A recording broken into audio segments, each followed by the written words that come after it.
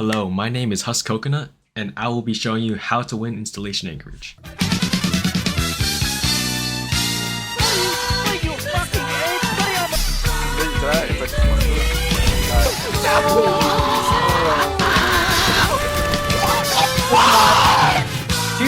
the bubble down, please. Shoot the bubble down.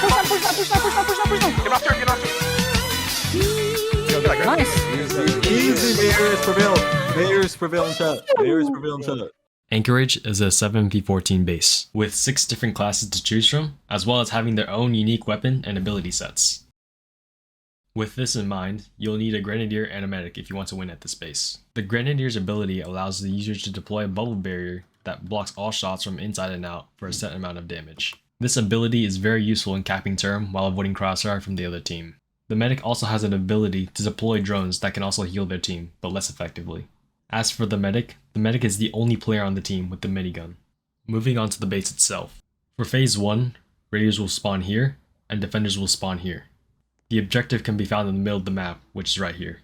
Raiders have a total of 15 minutes to capture and hold the terminal for 5 minutes. For Phase 2, Raider spawn will be moved up, and Defender spawn will be moved back into the building. Raiders will also be given an extra 30 minutes on top of whatever time they had left after capturing the Phase 1 terminal. The primary way to start the phase as Raiders is to shoot down the generator.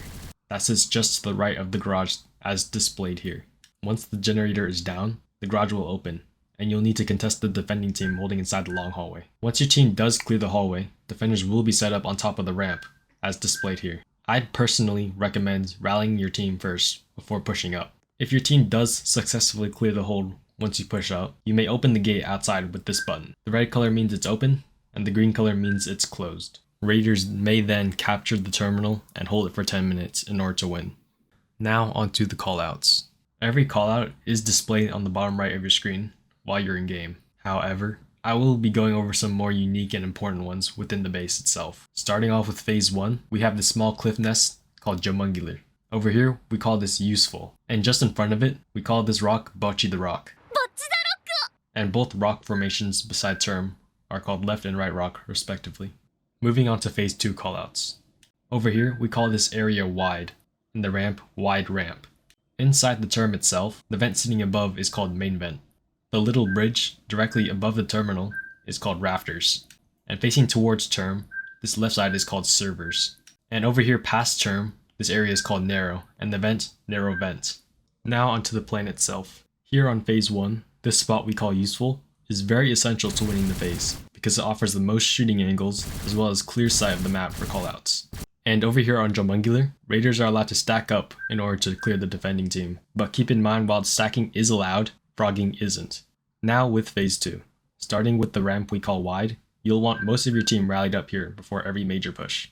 You may send a few people to Narrow Side, which is on the opposite side of Wide, that can be accessed through off-spawn pipes or courtyard in order to flank. Now, after you successfully clear term, you and your team will have to coordinate and call out Wide Ramp, the vent, and Narrow Side vent. Keep in mind that some weapons are more effective against barriers and Grenadier shields. These weapons are called shock weapons, and these include Deadeye, Inhibitor, and Peacekeeper. Remember that Raiders have 4 times more assaults than Defenders, so use that to your advantage and consider playing aggressive. Now, the rest is up to you, and how you think your team should hold, and how they should play. Good luck, and may Aerius prevail.